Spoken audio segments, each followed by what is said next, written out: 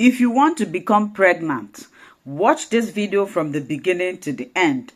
I am going to show you or tell you the secret ways to become pregnant that nobody have ever tell you. Share this video to receive your blessing. I am telling you, in today's video, I am going to be sharing with you the secret ways or the secret things that you can do that will help you to become pregnant.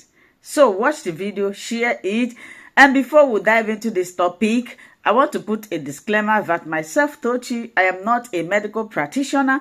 I am not an expert. I am not a professional. I am just a researcher who studies very well about fertility and how women can help themselves when they are trying to conceive. So if you have any question or issue, please contact your physician for proper medical checkup. I only teach here.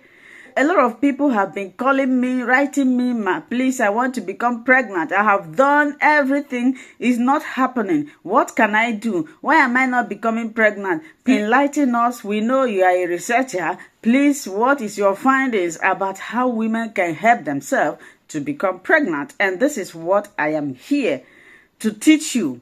So, like I always say this in my videos, maybe a lot of you don't know the meaning or the benefits of doing this number one thing that you must do if you are trying to become pregnant is that you must, I wouldn't say you will or you should, you must schedule appointment for preconceptional test. When I talk about this, I don't know if people really understand what I mean by this, but this is the first step.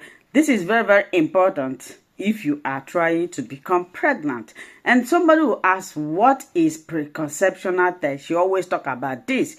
Now, preconceptional test is a test that you should book an appointment with your gynecologist, that is female doctor or fertility expert. But at this stage, you are just trying to conceive. You are going to be dealing with your gynecologist, female doctor, either male or female. The real name is gynecologist. So the essence of booking this appointment is for him to check your womb, uterus, to check your cervix, to check if you have infection, to check if you have hormonal disorder. This is very, very important. I am paying much emphasis on this because a lot of women, you hear some women telling you, oh ma, I've been trying to conceive since 10 years, since 11 years. They did not do all these things. You might have some infection, like I talked about in my previous video yesterday about people who have fallopian tubes. If you haven't watched that video, I encourage you to go and watch it. That any untreated infection can lead to tubal blockage. And when your fallopian tubes are blocked, there is no how you can become pregnant naturally except through assisted reproductive techniques, that is IVF, surrogacy, and all that. I have made a video. So you must check your womb, that is your uterus, if it is okay. Some people have enlarged uterus, or maybe their womb is not in a better position. So that is the essence of conducting this preconceptional test. Some people have incompetent cervix. When they become pregnant, you will see them having miscarriages. So when you go to your physician, when you schedule appointment, when you book appointment, when you make time with your gynecologist, he is going to check all these things. Then after checking any of the findings, he will address it. That if you are okay, he will tell you, of course, you are okay. At least you are satisfied that medically you are okay to become pregnant. Did you get that? Number two is that you should stay current on your dental and medical prevention care. You know, I made a research. The research said that some gums, if you have infection or any distinct in your gum, it is going to affect you. I could remember, I think I have such experience in my first pregnancy. When I was pregnant, my gum was so painful because I didn't check it. So during the pregnancy, you know how pregnancy symptoms behave. You are experiencing two things, and the research showed that also it reduces birth rate. So you would like to go and have your gum checked. Another one is that you should know your family health history. This is important. For example, when I first come to Germany and I went for overall test, that is to know how my entire body function is very, very important when you come here. So when I get there, they gave me some form to fill. In that form, what they are particularizing is my family history, both the health, everything. Do you know why? From your family history, when you are sick, it will enable them to dictate what you are suffering from. That is, if they check you medically and you are okay, and they have to go back to your family history. For example, again, some people with endometriosis, PCOS, all these things could be as a result of family history. So when it is traced to your family history, they will know, oh, this always happens to their family member, and you also know that it might not have any solution. So go and check your family history. Know your family history. Know what your parents, your grandfathers, your forefathers, what they were experiencing, what type of email. Like, can a couple give birth? These two couple, they are black, so they give birth to a white child. Many people were like, the woman was doing this, the woman was doing the other one. So when they went back to their family history, they discovered that their great grandparent married a white man. So this thing is emanating from that. So when you know your family history, it will help you to solve some medical issues, especially the one related with fertility. So if you don't know your family history, go and make research about it. It's going to help you. Another one is you should check your thyroid.